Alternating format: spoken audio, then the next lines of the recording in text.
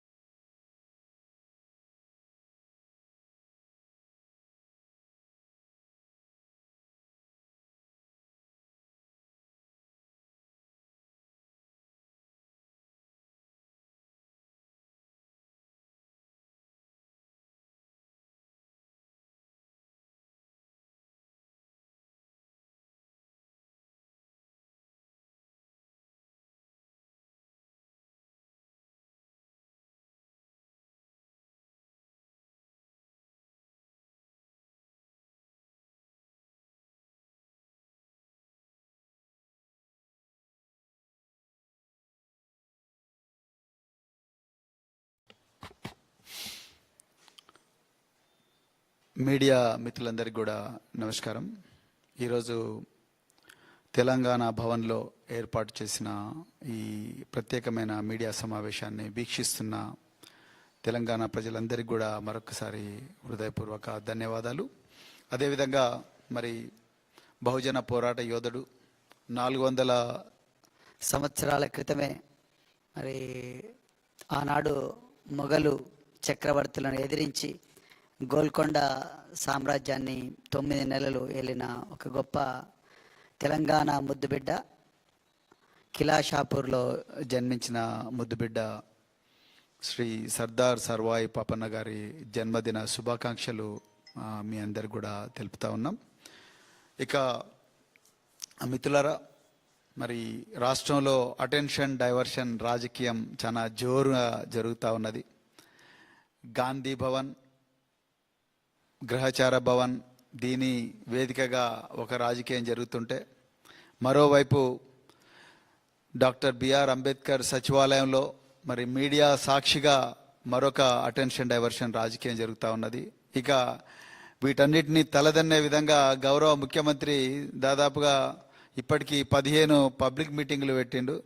ఆ public meeting ఒక్కొక్క దానికి కనీసం అంటే 10 కోట్ల రూపాయలు ఖర్చు అవుతుంది.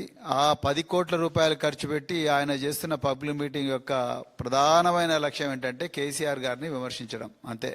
ప్రజల సొమ్ముతోని పబ్లిక్ మీటింగులు పెట్టి ఒక పథకాన్ని ప్రకటించకుండా, లేకపోతే ఒక కొత్త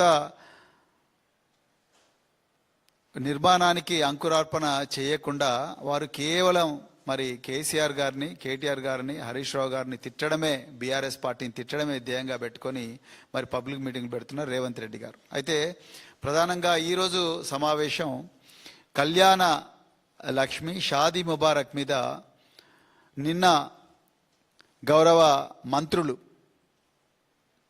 బీసీ సంక్షేమ శాఖ మంత్రి పొన్నం ప్రభాకర్ గారు, అదేవిధంగా క్రీడా మరియు ఫిషరీస్ మినిస్టర్ శ్రీ వాకిటి శ్రీహరి గారు, వీళ్ళిద్దరూ ఒక పత్రికా సమావేశం పెట్టి కళ్యాణ లక్ష్మి మీద మాట్లాడడం జరిగింది. అదేవిధంగా పొంగులేటి శ్రీనివాసరెడ్డి గారు మరి 22A మీద వారు కూడా మాట్లాడడం జరిగింది. సరే, ఆ సబ్జెక్టు గురించి ఒక 2 నిమిషాల తర్వాత మాట్లాడతాం మేము. ముఖ్యంగా కళ్యాణ లక్ష్మి మరియు షాదీ ముబారక్ మీద నిన్న పొన్నం ప్రభాకర్ గారు, అదేవిధంగా వాకిటి శ్రీహరి గారు తెలంగాణ ప్రజలకు బహిరంగంగా క్షమాపణ చెప్తారేమో అని నేను అనుకున్నా. తెలంగాణ ప్రజలందరూ కూడా వెయిట్ చేసిండ్రు. ఎందుకంటే నిన్న తెలంగాణ ప్రజలందరూ కూడా నిన్న రోడ్డు మీదకి వచ్చిండ్రు. భారత రాష్ట్ర సమితి నాయకత్వంలో కేసీఆర్ గారు ఎంతో గొప్పగా ఆలోచించి ఒక తండ్రిలాగా, ఒక మామలాగా, ఒక అన్నలాగా ఈ మహిళలందరికీ కూడా ఒక అప్పుల ఊపి నుండి మరి విముక్తి చూపించే ఒక స్కీమ్ను రూపొందిస్తే, ఆ స్కీమ్ను కాంగ్రెస్ యొక్క చేతగానితనం వల్ల, తప్పుల వల్ల ఆ స్కీము ఆగిపోయింది. మమ్మల్ని క్షమించండి, ముక్కు నేలకు రాగడానికి కూడా సిద్ధంగా ఉన్నాము అని చెప్పి అంటారేమో అని తెలంగాణ ప్రజలందరూ కూడా ఎదురు చూసిండ్రు. కానీ దురదృష్టవశాత్తు ఇదే పొన్నం ప్రభాకర్ గారు, వాకిటి శ్రీహరి గారు వారు రేవంత్ రెడ్డి గారు ఇచ్చిన స్క్రిప్ట్నే మళ్ళీ చదివి వినిపించిపోయారు. ఆ అజ్ఞానాన్ని బయట పెట్టడం కోసమే ఈ ప్రెస్ కాన్ఫరెన్స్ పెట్టాం. ఇంకా రెండో విషయం, వాళ్ళు ఇంకొక క్రూరమైన కామెంట్ చేశారు. దాన్ని అటెన్షన్ డైవర్షన్ అంటున్నా. అసలు బీఆర్ఎస్ జీవో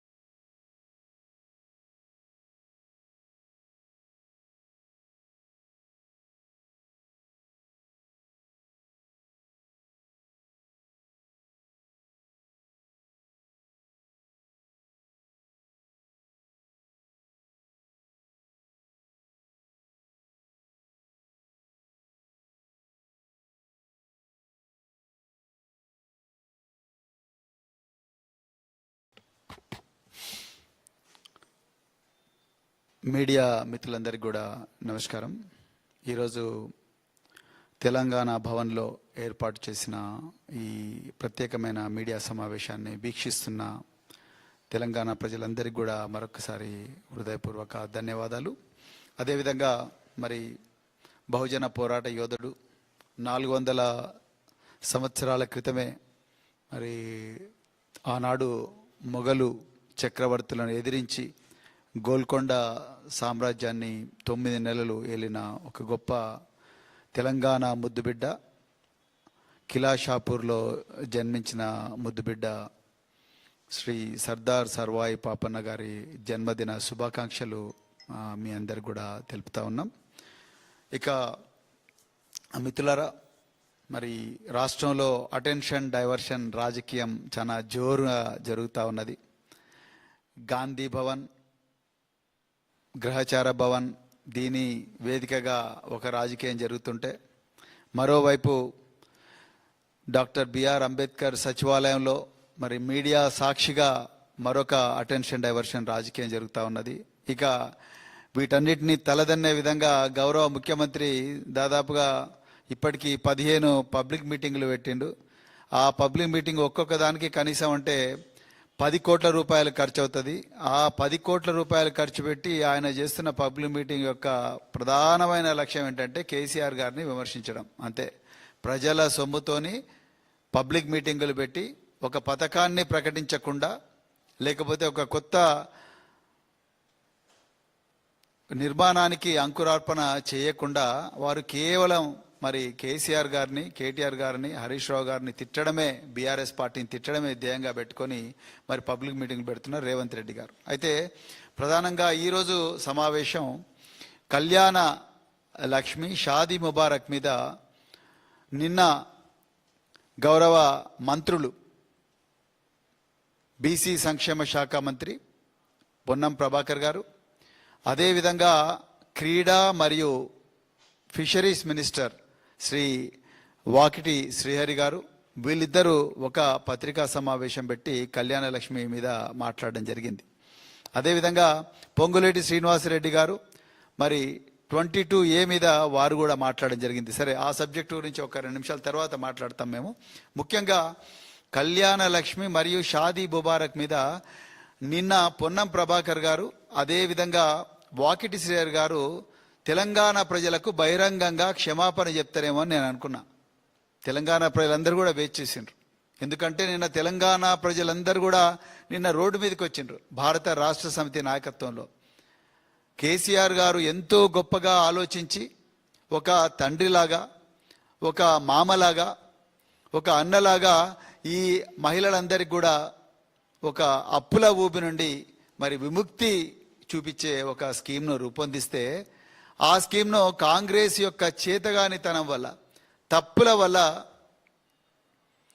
ఆ స్కీము ఆగిపోయింది. మమ్మల్ని క్షమించండి, ముక్కు నేలకు రాగడానికి కూడా సిద్ధంగా ఉన్నాము అని చెప్పి అంటారేమో అని తెలంగాణ ప్రజలందరూ కూడా ఎదురు చూసిండ్రు. కానీ దురదృష్టవశాత్తు ఇదే పొన్నం ప్రభాకర్ గారు, వాకిటి శ్రీహరి గారు వారు రేవంత్ రెడ్డి గారు ఇచ్చిన స్క్రిప్ట్నే మళ్ళీ చదివి వినిపించిపోయారు. ఆ అజ్ఞానాన్ని బయట పెట్టడం కోసమే ఈ ప్రెస్ కాన్ఫరెన్స్ పెట్టాం. ఇంకా రెండో విషయం, వాళ్ళు ఇంకొక క్రూరమైన కామెంట్ చేశారు, దాన్ని అటెన్షన్ డైవర్షన్ అంటున్నా. అసలు బీఆర్ఎస్ జీవోనే కరెక్ట్గా ఇచ్చుంటే ఈ సమస్య వచ్చిండేది కాదు కదా, దానికి చట్టబద్ధత కల్పించుంటే అసలు ఈ సమస్య వచ్చిండేది కాదు కదా, కోర్టులో ఈ సమస్య పోయేది కాదు కదా అని చెప్పేసి తెలంగాణ ప్రజల ముందు వాళ్ళ అజ్ఞానాన్ని బయట పెట్టుకున్నారు. ఒకటేమో మాకు ఈ బలహీన వర్గాల నుంచి, వెనుకకు నెట్టివేయబడ్డ వర్గాల నుంచి, ఈ వర్గాల నుంచి ఎవరైనా పాపం లేక మంత్రులు అయినారంటే పాపం వీళ్ళ వల్ల కొంత ఈ వర్గాలకు న్యాయం జరుగుతుందన్న ఆశ ఉంటుండే. వీళ్ళు ఆ రేవంత్ రెడ్డి కుట్రలు, కుతంత్రాలు, దోపిడీ, దౌర్జన్యం నుంచి ఈ పేద బహుజన వర్గాలను, మరి ముఖ్యంగా మహిళలు, ఎస్సీ, ఎస్టీ, బీసీ, మైనారిటీ వర్గాలను, అగ్రవర్ణాల్లో ఉండే పేదలను కొంత కాపాడుతారేమో అన్న ఆశ మాకుండే. కానీ నిన్న పొన్నం ప్రభాకర్ గారు, అదేవిధంగా వాకిటి శ్రీహరి గారు పెట్టిన ప్రెస్ మీట్ చూస్తే ఆ ఆశ మొత్తం కూడా అడియాశ అయిపోయింది. ఇక పొన్నం ప్రభాకర్ గారి స్టేట్మెంట్కి వద్దాం. పొన్నం ప్రభాకర్ గారు నిన్న ఏమన్నారు, అసలు ఈ చట్టబద్ధత కల్పించుంటే కళ్యాణ లక్ష్మికి, అదేవిధంగా షాదీ ముబారక్కు ఈ పరిస్థితి వచ్చిండేది కాదు కదా అన్నారు. వాకిటి శ్రీహరి గారు ఏమన్నారు, అయ్యా మేము తప్పులు చేసి ఉండొచ్చు కాక, మీరు రోడ్లు ఎక్కడం కన్నా మేము ఇక్కడ తప్పు చేసినామని చూపిస్తే మేము సరిదిద్దుకుంటాం కదా అని ఆయన ఒక పెద్ద లారీ, చిన్న లారీ ఉదాహరణ చెప్పుకుంటూ చెప్పారు. నేను ఇలా చాలా క్లియర్గా చెప్తున్నా, పొన్నం ప్రభాకర్ గారు, వాకిటి శ్రీహరి గారు, మీరు దయచేసి ప్రిపేర్ అయ్యారండి, అధికారులతో మాట్లాడిరండి, న్యాయశాఖ నిపుణులతో మాట్లాడి ప్రెస్ ముందరికి రండి, మీ అజ్ఞానాన్ని బయట పెట్టుకోకండి. మీరు జీవోల ద్వారా ఆ విజయ్ గోపాల్ అనే న్యాయవాది, ఆయన గౌరవ హైకోర్టులో ఆయన ఇచ్చిన పిటిషన్ ఏంటి, ఈ కళ్యాణ లక్ష్మి పథకానికి కానీ, షాదీ ముబారక్ పథకం కానీ, దానికి ఆ ప్రోగ్రాంలు చేసి ఆ స్కీములు నడిపించే అధికారం కేవలం శాసనసభకే ఉన్నది, గవర్నమెంట్కు లేదు అని ఆయన అంటున్నాడు. మరి మీరు వెంటనే న్యాయశాఖ నిపుణులను పిలిపించి మీ ఆఫీసర్ల నుంచి పారావైజ్ రిమార్క్స్ తీసుకొని వెంటనే మీ అడ్వకేట్ జనరల్ను, అడిషనల్ అడ్వకేట్ జనరల్ను పురమాయించి మరి వాళ్ళకి మొత్తం కూడా ఎక్స్ప్లెయిన్ చేసి పంపించాలి కదా. అది పంపించకుండా మీరు ఇప్పుడు పత్రికల ముందరికి వచ్చి, మీడియా ముందరికి వచ్చి మళ్ళీ ఆ భాండం కూడా బీఆర్ఎస్ మీదనే వేస్తున్నారు. మీ చేతగానితనానికి కూడా కారణం బీఆర్ఎస్ అంటున్నారు. ఇది పూర్తిగా ఆక్షేపణీయం. మీకు దమ్ముంటే మంచిగా పాలన చేయండి, మీకు దమ్ము లేకపోతే మా వల్ల అయితే లేదని చెప్పేసి ఇప్పుడు వాకిటి శ్రీహరి గారు చెప్పినట్టుగా బీఆర్ఎస్ పార్టీకి అప్పగించండి, మేం చేస్తాం కదా. ఇప్పుడు జీవోలు సరిగా లేవు కాబట్టి చట్టబద్ధత కల్పించాలంటున్నారు. అసలు మీరు చదువుకోవాల్సింది ఏందయ్యా అంటే, ఈ దేశంలో స్వాతంత్రం వచ్చినప్పటి నుంచి, రాజ్యాంగం అమల్లోకి వచ్చినప్పటి నుంచి, నవంబర్ 26, 1949 నుండి రాజ్యాంగం అమల్లోకి వచ్చినప్పటి నుండి ఈ దేశంలో 90% ఆఫ్ ద స్కీమ్స్ జీవోల మీదనే నడిచినాయి, ఇంక్లూడింగ్ మీ మహాలక్ష్మి స్కీమ్, ఇంక్లూడింగ్ మీ గృహజ్యోతి స్కీము. ఇప్పుడు మీ రేవంత్ రెడ్డి 1,50,000 కోట్లు ఏదైతే దొంగదారిన దొబ్బాలని చూస్తున్నాడో, ఆ మూసీ రివర్ డెవలప్మెంట్ కార్పొరేషన్ కూడా జీవోల ద్వారానే వచ్చింది. మీరు ఇచ్చిన 6 గ్యారంటీలకు మరి చట్టబద్ధత తీసుకొచ్చిండ్రా? లేదు కదా. పిఎం కిసాన్ జీవోల ద్వారానే వచ్చింది. ఈ దేశంలో, ఈ రాష్ట్రాల్లో జరిగే ప్రతి సంక్షేమ పథకం కూడా జీవోల ద్వారానే వస్తుంది. దానికి మూల కారణం ఏందయ్యా అంటే ఆర్టికల్ 162. తెలియకపోతే తెలుసుకోండి. 162 అధికరణం రాజ్యాంగంలో ప్రభుత్వాలకు విపరీతమైన అధికారాలు ఇచ్చింది. ప్రతి దానికి కూడా శాసనసభకి పోవాల్సిన అవసరం లేదు, మీరు జీవోల ద్వారా చేసుకోవచ్చు.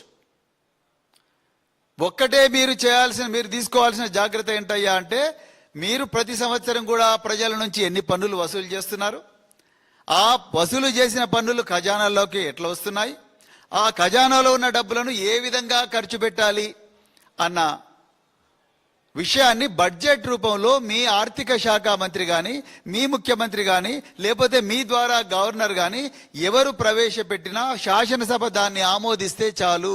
మళ్ళీ మళ్ళీ చట్టాలు చేయనవసరం లేదు. అది వెల్ఫేర్ కావచ్చు, లేకపోతే ఇంకేవైనా కావచ్చు, విద్య కావచ్చు, ఇంకేవైనా కావచ్చు. వీటన్నిటికి కూడా ఒక్కసారి బడ్జెట్ను శాసనసభ ఆమోదిస్తే చాలు. ఏ డిపార్ట్మెంట్ ఆ డిపార్ట్మెంట్ బడ్జెట్ పట్టుకొని వస్తుంది. ఉదాహరణకు 2021-22లో సోషల్ వెల్ఫేర్ డిపార్ట్మెంట్ మాకు కళ్యాణ లక్ష్మి కింద స్టేట్ సెక్టార్ స్కీమ్ కింద దాదాపుగా మాకు మరి 400 కోట్లు కావాలని అడిగింది. శాసనసభ అప్రూవ్ చేసింది.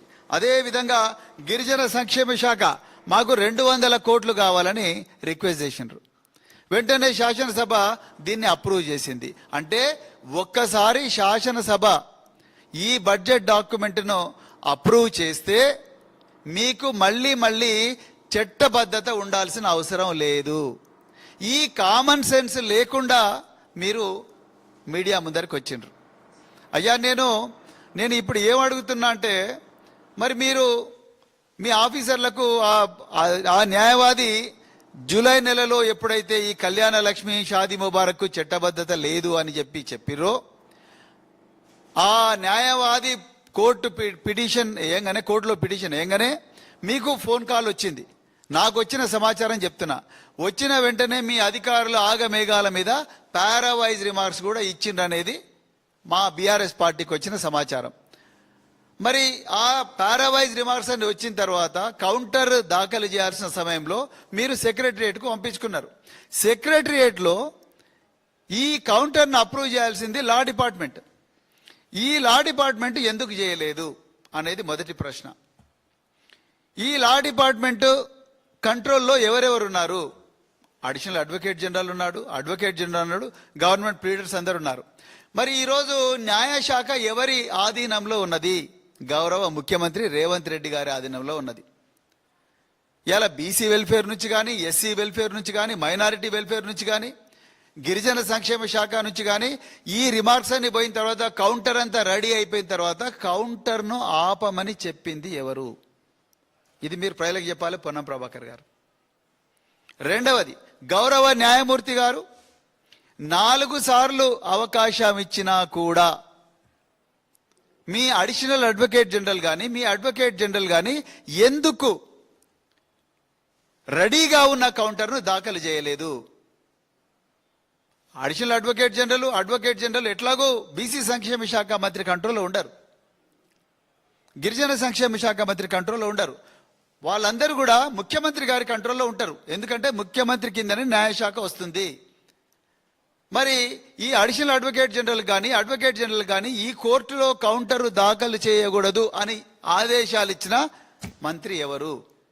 ముఖ్యమంత్రి కాదా? రేవంత్ రెడ్డి గారు కాదా?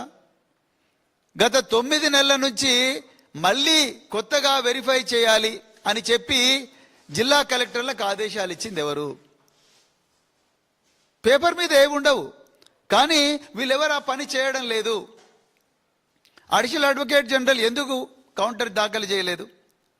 నేను చెప్పిన ఈ 162వ అధికరణం కింద ప్రభుత్వానికి సంపూర్ణమైన అధికారాలున్నాయి.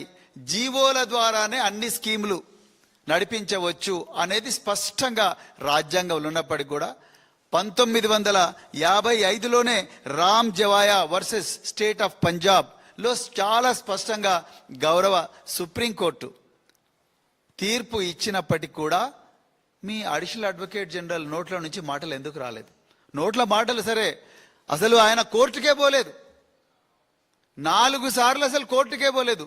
అందుకొరకే ఈ రాష్ట్ర చరిత్రలో, తెలంగాణ రాష్ట్రమే కాదు, ఆంధ్రప్రదేశ్ రాష్ట్ర చరిత్రలోనే, ఉమ్మడి ఆంధ్రప్రదేశ్ ఇప్పుడు వచ్చిన తెలంగాణ చరిత్రలో ఎన్నడూ లేని విధంగా 8 జీవోల మీద హైకోర్టు స్టే విధించింది. నేను ఒక ప్రశ్న అడుగుతున్నా. 2021 సంవత్సరంలో కూడా వాచ్ వాయిస్ అనే ఒక స్వచ్ఛంద సంస్థ, ఆనాడు కేసీఆర్ గారి మస్తిష్కం నుంచి వెలువడ్డ మరొక విప్లవాత్మకమైన పథకం దళిత బంధు. ఈ దళిత బంధు స్కీమ్ మీద ఆనాడు ప్రజా ప్రయోజనాల వ్యాజ్యం అంటే PIL, public interest litigation watch voice అనే ఒక సంస్థ వేస్తే ఇదే అడ్వకేట్ జనరల్, ఇదే అడిషనల్ అడ్వకేట్ జనరల్ వీళ్ళందరూ గౌరవ కోర్టులో గొప్పగా వాదించి ఎస్ ఆర్టికల్ 15 క్లాజ్ 3 ప్రకారం ఇది పక్కా చట్టబద్ధత ఉంది, రాజ్యాంగబద్ధత ఉంది, రాజ్యాంగంలో ఉండే పీఠికలో ఉండే జస్టిస్, ఈక్వాలిటీ, లిబర్టీ, ఫ్రెటర్నిటీ అనే రాజ్యాంగ విలువల ప్రకారమే ఈ కార్యక్రమం, ఈ పథకం రూపొందించబడ్డదని ఆ పిటిషన్ కొట్టేయించారు ఆనాడు అడ్వకేట్ జనరల్. ఎందుకంటే ఆనాడు ముఖ్యమంత్రి కేసీఆర్ గారి మానస పుత్రిక దళిత బంధు స్కీమ్, కళ్యాణ లక్ష్మి స్కీమ్ ఏనాడు కూడా అడ్మిషన్ స్టేజ్లోనే దీని మీద పడ్డ పిటిషన్లన్నీ కూడా ఎగిరిపోయినాయి. దళిత బంధు స్కీము బెంచ్ మీదకి పోగానే అడ్వకేట్ జనరల్ మొత్తం సమాచారాన్ని రాజ్యాంగం చేతిలో పెట్టుకొని మీ లార్డ్షిప్ ఇది ఆర్టికల్ 15 క్లాజ్ 3 ప్రకారం టార్గెటెడ్ స్కీమ్ 202 ఆర్టికల్ ప్రకారం బడ్జెట్ ప్రవేశపెట్టి దాన్ని ఆమోదించుకునే హక్కు శాసనసభకున్నది. శాసనసభ ఒకసారి బడ్జెట్ ఆమోదించిన తర్వాత మళ్ళీ చట్టాలు చేయాల్సిన అవసరం లేదు అని చెప్పి ఆనాడు అడ్వకేట్ జనరల్ వాదించారు. ఎందుకంటే ఆనాడు గౌరవ ముఖ్యమంత్రి కేసీఆర్ గారికి ఈ స్కీమ్ నడవాలి, ఇది ప్రజలకు న్యాయం చేయాలి. ఈ అమ్మాయిలు అప్పుల ఊబిలో కూరుకుంటున్నారు, బాల్య వివాహాలు జరుగుతున్నాయి, వీళ్ళ కుటుంబాలకు అప్పుల బాధ అవుతున్నది, ఈ పిల్లలు చదువుకోవాలి, ఈ కుటుంబాలు బాగుపడాలి, అప్పుల ఊబి నుంచి విముక్తికి దొరకాలని చెప్పేసి ఆనాడు ముఖ్యమంత్రి గారు సీరియస్గా ఉన్నారు. కాబట్టే ఇది వాచ్ వాయిస్ అనే పిటిషన్ను కొట్టేసింది ఆనాడు గౌరవ హైకోర్టు. మరి ఈరోజు కళ్యాణ లక్ష్మి, అదే కళ్యాణ లక్ష్మి స్కీమ్, మీరు కళ్యాణ లక్ష్మిని ఇంకా బాగా చేస్తా, తులం బంగారం కూడా ఇస్తా అని చెప్పారు 1,116,000తోని. మరి అలాంటప్పుడు గౌరవ ముఖ్యమంత్రి మీరెందుకు అడిషనల్ అడ్వకేట్ జనరల్ గారిని, అడ్వకేట్ జనరల్ను వీళ్ళందరినీ పిలిపించి అధికారులు ఆల్రెడీ పారావైజ్ రిమార్క్స్ తయారు చేసిండ్రు, మీరెందుకు గౌరవ కోర్టు ముందర పెట్టి ఈ పిటిషన్ కొట్టేయించరు అని చెప్పి ముఖ్యమంత్రి అడగాలి కదా. ముఖ్యమంత్రి అడగనందుకే, ముఖ్యమంత్రి చెప్పనందుకే ఈ ఇద్దరు advocate general, additional advocate general పోలేదు. కాబట్టే ఇవాళ దీని మీద ఘోరంగా స్టే వచ్చింది, లక్షలాది మంది జీవితాల్లో మట్టిపడ్డది. తెలంగాణ ప్రజలారా మీరు దయచేసి గమనించండి, ఈ స్టే ఇలాగే కొనసాగే ప్రమాదం ఉన్నది. ప్రభుత్వానికి సీరియస్నెస్ లేదు. నిన్న పొన్నం ప్రభాకర్ గారు మళ్ళీ చెప్తున్నాడు, government is serious, government is serious, government is serious అంటున్నారు. Government is serious to stop these schemes, government is serious to erase the schemes of KCR government. KCR గారు పెట్టిన విప్లవాత్మకమైన స్కీమ్స్ అన్నిటిని కూడా ఎరేజ్ చేయడంలో మీరు సీరియస్గా ఉన్నారు. ఇలా నేను రేవంత్ రెడ్డి గారిని అడుగుతున్నా, అయ్యా రేవంత్ రెడ్డి గారు, మీరు ఢిల్లీ నుంచి సిద్ధార్థ లూత్రా అనే సుప్రీంకోర్టు అడ్వకేట్ని తీసుకొచ్చారు, మీరు ఢిల్లీ నుంచి అభిషేక్ మను సింఘ్వి అనే ఒక సుప్రీంకోర్టు అడ్వకేట్కు ఇక్కడి ఎమ్మెల్యేలతో ఓట్లు వేయించి ఆయన రాజ్యసభ సభ్యుడిగా చేశారు, మీరు ఢిల్లీ నుంచి, మీరు హైదరాబాద్ నుంచి నిరంజన్ రెడ్డిని అడ్వకేట్ను డిప్లాయ్ చేశారు. వీళ్ళందరికీ మీరు కోట్ల రూపాయల ప్రజాధనాన్ని మీరు వాళ్ళ జోబుల్లో నింపారు. అసలు వీళ్ళందరిని ఎందుకు డిప్లాయ్ చేశారు? మీరు ఎందుకు డిప్లాయ్ చేసినరాయా అంటే, సిట్ టెలిఫోన్ ట్యాపింగ్ లో కంపల్సరీ కేసీఆర్ గారిని, హరీష్ రావు గారిని, కేటీఆర్ గారిని, ఇంకా మిగతా నాయకులందరికీ నిందితులుగా పెట్టాలని చెప్పి మీరు వాళ్ళకు కోట్ల రూపాయలు ఇచ్చి హైకోర్టులో, సుప్రీంకోర్టులో వాదించమని చెప్పారు. ఫేక్ కేసులు పెట్టించి ఆ ఫేక్ కేసులు ఎట్లన్నా చేసి నిలవాలి, ఈ క్వాష్ ఏదైతే ఉందో ఆ క్వాష్కి వ్యతిరేకంగా పెద్ద పెద్ద అడ్వకేట్లను తీసుకొచ్చి కోట్ల రూపాయలు పెట్టి హైకోర్టులో, సుప్రీంకోర్టులో బీఆర్ఎస్ నాయకుల మీద పెట్టిన అక్రమ కేసులు నిలవాలని చెప్పి వాళ్ళతోని మీరు వాదింపజేశారు, ప్రజాధనాన్ని యూజ్ చేసి. నిజంగా ఆ శ్రద్ధలో కనీసం 10% మీరు ఈ కళ్యాణ లక్ష్మి మీద పెట్టిన ఆ ఖర్చులో 10% పెట్టినా కూడా ఈరోజు ఈ స్కీమ్ నిలిచేది. ఇది ఇక్కడితో ఆగదు. తెలంగాణ ప్రజలారా దయచేసి గమనించండి, కళ్యాణ లక్ష్మితో ఆగదు. రేపు ఇదే పిటిషన్ ఇంకో పిటిషన్ పడుతుంది, ఈయన చూసి ఇంకొక ఆయన వేస్తాడు, ఏమని? ఆసరా పెన్షన్లకు కూడా చట్టబద్ధత లేదని వేస్తాడు, ఈ గృహజ్యోతికి కూడా చట్టబద్ధత లేదని వేస్తారు, మహాలక్ష్మికి కూడా చట్టబద్ధత లేదని వేస్తారు, రైతు బంధుకు కూడా చట్టబద్ధత లేదని వేస్తారు. అన్నిట్ల మీద కూడా స్టే వస్తుంది. రేపు గౌరవ ముఖ్యమంత్రి అంటారు, నేను ఇవ్వాలని ఉంది కానీ గౌరవ హైకోర్టు స్టే ఇచ్చిందని ఇదే ముఖ్యమంత్రి మనందరి ముందర నమ్మబలికే ప్రమాదం ఉన్నది. ఈ ముఖ్యమంత్రితో ఇంకొక డేంజర్ ఉన్నది. ఈయన మొత్తం కూడా బిఆర్ అంబేద్కర్ సచివాలయంలో ఈయన ప్రెస్ మీట్లు పెట్టాడు. ఈయన 10 కోట్ల రూపాయల విలువైన పబ్లిక్ మీటింగులు పెడతా ఉన్నాడు. ఇప్పటి వరకు దాదాపుగా 20 పబ్లిక్ మీటింగులు పెట్టిండు. ఒక్కొక్క దానికి కనీసం అంటే 10 కోట్ల నుంచి 15 కోట్ల రూపాయల ఖర్చు చేస్తున్నారు. ఆయన ఒక్కటే లక్ష్యం, అటెన్షన్ డైవర్షన్. ప్రతి చోటు చివరికి క్షుద్ర పూజల మీద కూడా పర్కాల సభలో మాట్లాడే స్థాయికి దిగజారిందంటే చీఫ్ మినిస్టర్, మీరు ఒకసారి ఆలోచించండి. సో ఇవాళ నేను ఓపెన్ గా చెప్తా ఉన్నా, పొన్నం ప్రభాకర్ గారు, మీకు అడిషనల్ అడ్వకేట్ జనరల్ దగ్గరికి, అడిషనల్ అడ్వకేట్ జనరల్కి ఎవరు చెప్పారు గౌరవ హైకోర్టులో వాదించొద్దని? 4 సార్లు గౌరవ న్యాయమూర్తి గారు అవకాశం ఇచ్చినా కూడా ఎందుకు అడిషనల్ అడ్వకేట్ జనరల్, అదే విధంగా అడ్వకేట్ జనరల్ పోలేదు అని ముఖ్యమంత్రి గారు చెప్పారా? మేమైతే బరాబర్ అంటున్నాం, ముఖ్యమంత్రి గారు ఈ స్కీములు బంద్ చేయండి, బంద్ చేసి ఇంకా రేపు పొద్దున ఇదే అడ్డం పెట్టుకొని ఇంకా అన్ని స్కీములు బంద్ చేయండి, వచ్చిన డబ్బులన్నీ కూడా తీసుకుపోయి తన అనుచరులైన మరి మెగా కృష్ణారెడ్డో లేకపోతే పొంగులేటి శ్రీనివాసరెడ్డో లేకపోతే సీఎం రమేషో వీళ్ళ కాంట్రాక్ట్లకన్నీ తరలించి అక్కడి నుంచి వెనుక నుంచి మొత్తం కూడా మరి డబ్బులు దోచుకోవాలనే పన్నాగంలో భాగంగానే ఈ విధంగా జరిగిందనేదే బలంగా తెలంగాణ ప్రజలందరూ కూడా విశ్వసిస్తున్నారు.